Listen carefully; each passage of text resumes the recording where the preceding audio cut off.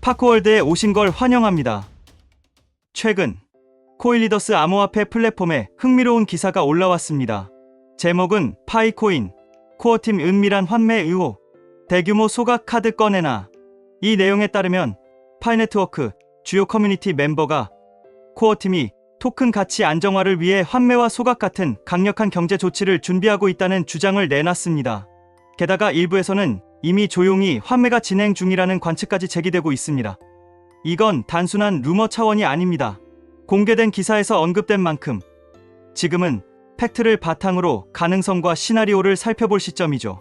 그래서 오늘은 기사 속 내용을 토대로 수수료 전액 소각과 채굴 방식 전환이라는 두 가지 변수가 동시에 발표된다면 시장이 어떻게 움직일지를 깊이 분석해 보겠습니다.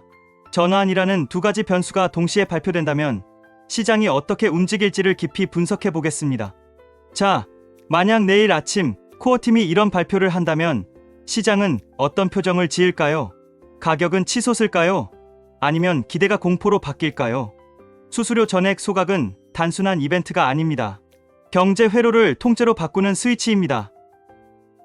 내일 아침 코어팀이 수수료 전액 소각과 채굴 방식 전환을 동시에 발표한다면 시장은 어떤 표정을 지을까요? 가격은 치솟을까요? 아니면 기대가 공포로 바뀔까요? 수수료 전액 소각은 단순한 이벤트가 아닙니다. 경제 회로를 통째로 바꾸는 스위치입니다. 지금은 거래당 0.01파이가 발생해 임시 지갑에 모였다가 매일 참여자들에게 다시 흘러갑니다. 즉, 사용하면 수수료가 생기고 그 수수료를 참여 보상으로 지급하면 더 많은 사용이라는 순환 고리가 생기죠.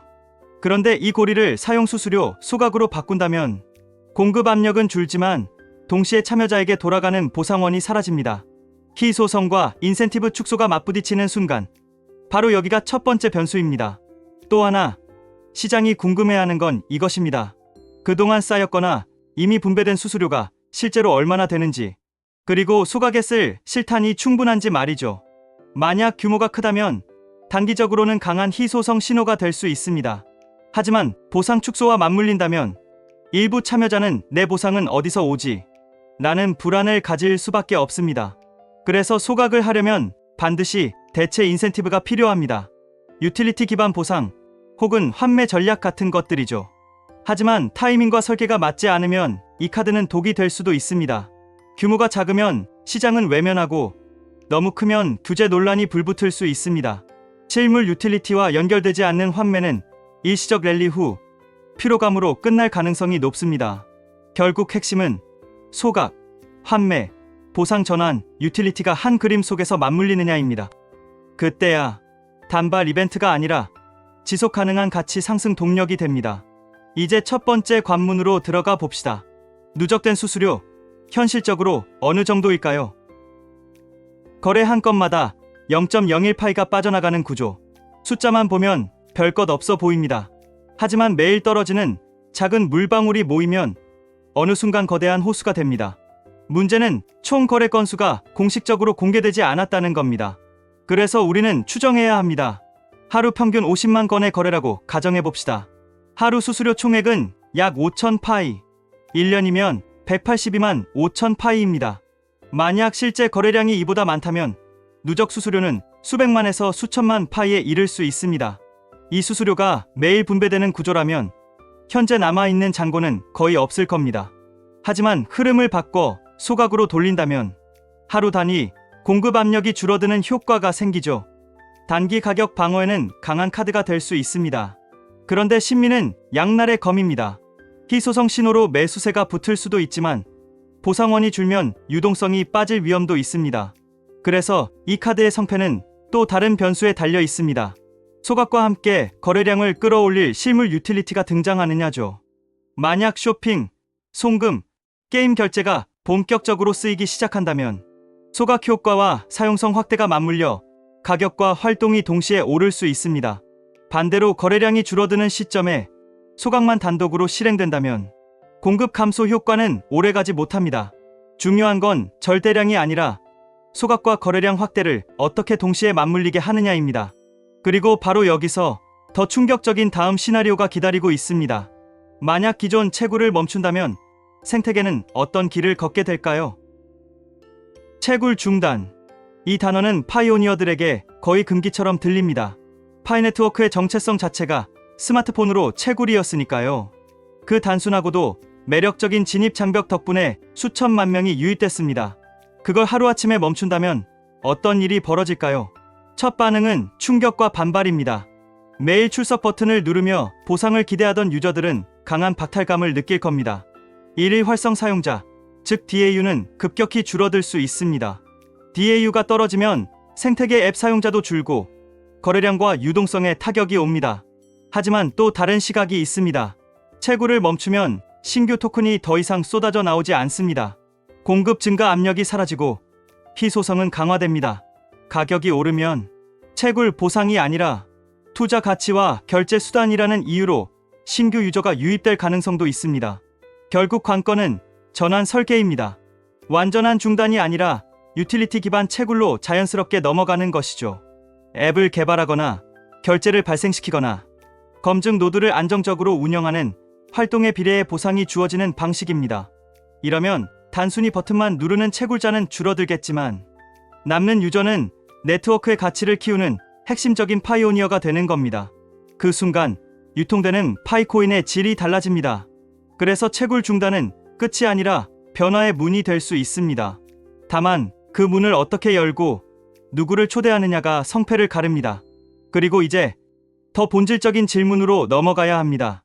유틸리티 기반 채굴, 이 모델은 실제로 가능할까요?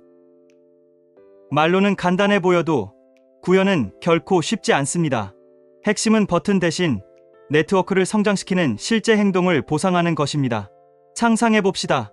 앱 개발자가 파이 결제 API를 연동해 첫 결제가 발생하는 순간 채굴량이 늘어나는 장면, 그리고 일반 사용자가 쇼핑 결제를 마친 직후 보상 알림이 뜨며 당신이 만든 거래가 네트워크를 키웠습니다라는 메시지를 받는 순간, 또는 검증자가 노드를 안정적으로 운영해 거래 속도를 높이면 그 공로가 곧 채굴량으로 반영되는 장면, 이렇게 가치 있는 행동이 곧 채굴이 되는 구조는 매력적입니다. 하지만 난관이 있습니다. 어떻게 이런 기여도를 공정하게 측정할까요? 거래를 인위적으로 쪼개는 보상 사냥꾼을 어떻게 걸러낼까요?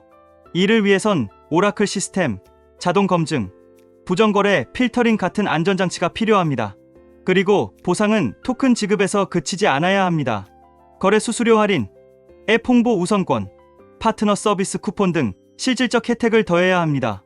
이렇게 하면 토큰 가격이 변동해도 참여 동기는 유지됩니다.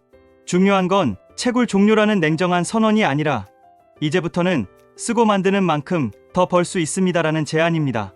그렇게 해야 반발은 호기심으로, 호기심은 실제 참여로 바뀝니다. 그런데 만약 여기에 미사용 토큰 잠금까지 추가된다면 어떨까요? 이건 단순한 공급 제한일까요? 아니면 시장 심리를 뒤흔드는 비밀 병기일까요? 미사용 토큰 잠금. 겉으로 보면 그저 팔 수 없는 토큰을 묶는다는 개념입니다. 하지만 그 효과는 생각보다 큽니다. 한 장면을 상상해 봅시다. 채굴로만 모인 대량의 파이가 거래소로 가는 길목에서 단단한 자물쇠에 걸립니다. 그 순간 시장은 안도합니다. 당장 쏟아져 나올 물량은 없다. 매도 압력이 완화되고 희소성이 강화됩니다. 그러나 단순히 시간으로만 잠그면 문제가 생깁니다. 해제 날짜가 다가올수록 매도 압력이 쌓이는 겁니다. 그래서 진짜 강한 카드는 조건부 잠금입니다. 예를 들어 생태계 앱의 월간 거래량이 목표치를 넘었을 때, KYB 인증을 거친 실물 결제액이 기준을 초과했을 때, 검증자들이 일정 기간 안정적으로 노드를 운영했을 때, 이 조건들이 충족될 때만 잠금이 풀립니다. 이건 단순한 제한이 아니라 공동 미션이 됩니다. 우리 모두 목표를 달성하면 풀린다. 이 심리적 연대감이 네트워크의 에너지가 됩니다.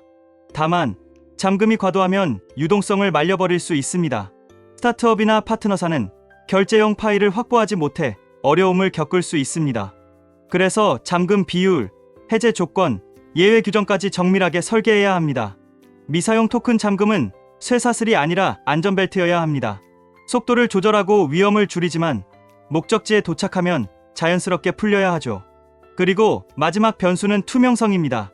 아무리 강력한 정책이라도 과정이 보이지 않으면 신뢰는 단숨에 무너집니다. 그렇다면 소각, 환매, 잠금이 언제, 어떻게, 얼마나 투명하게 진행되는지가 가격의 방향을 바꿀 수 있을까요? 투명성은 시장 신뢰의 첫 단추입니다. 아무리 좋은 정책이라도 과정이 보이지 않으면 투자자는 불안해합니다. 최근 커뮤니티에서 주목한 장면이 있습니다. ODM이라는 라벨이 붙은 지갑이 수백만 개의 파이코인을 모으고 있다는 관측. 일부는 이 지갑이 코어팀과 연관돼 은밀한 환매를 하고 있다고 주장합니다. 만약 사실이라면 이는 가격 방어를 위한 조용한 개입일 수 있습니다. 하지만 동시에 투명성 논란의 불씨가 되죠. 환매 자체는 나쁜 것이 아닙니다. 공개 시장에서 토큰을 매입해 공급을 줄이는 건 분명 가격 안정화 신호입니다. 문제는 규모와 공개 범위입니다. 규모가 작으면 신호가 약하고 너무 크면 가격 조작이라는 프레임에 걸릴 수 있습니다. 그리고 비공개로 진행되면 왜 숨기나라는 의심이 커집니다. 투명성을 지키려면 우선 환매나 소각의 일정과 조건을 사전에 공개해야 합니다. 다음으로 실행 내역을 누구나 확인할 수 있도록 온체인 데이터로 남겨야 합니다. 마지막으로 환매의 목적과 그것이 생태계 확장과 어떻게 연결되는지를 명확하게 설명해야 합니다. 이 과정을 거치면 시장은 단순히 숫자가 아니라 그 안에 담긴 맥락을 읽게 됩니다. 대규모 소각 발표는 강력한 희소성 신호지만 동시에 왜 지금이라는 의문을 불러올 수 있습니다. 그래서 신호를 던질 때는 반드시 후속 계획과 맥락이 함께 나와야 합니다. 결국 환매, 소각, 잠금은 숫자 게임이 아니라 신뢰 게임입니다. 신뢰가 유지되면 가격은 단기 이벤트가 아니라 장기 흐름 속에서 안정됩니다. 그렇다면 이런 변화를 예측하려면 앞으로 어떤 지표를 봐야 할까요? 파이코인의 방향을 읽으려면 가격 차트만 보는 건 부족합니다. 코어팀의 움직임과 생태계 체질 변화를 보여주는 숫자를 함께 봐야 합니다. 첫째, 1일 온체인 거래량입니다. 거래량이 늘면 수수료도 늘고 유틸리티 기반 보상 구조에서는 채굴 보상원도 커집니다. 반대로 줄면 소각 효과도 제한됩니다.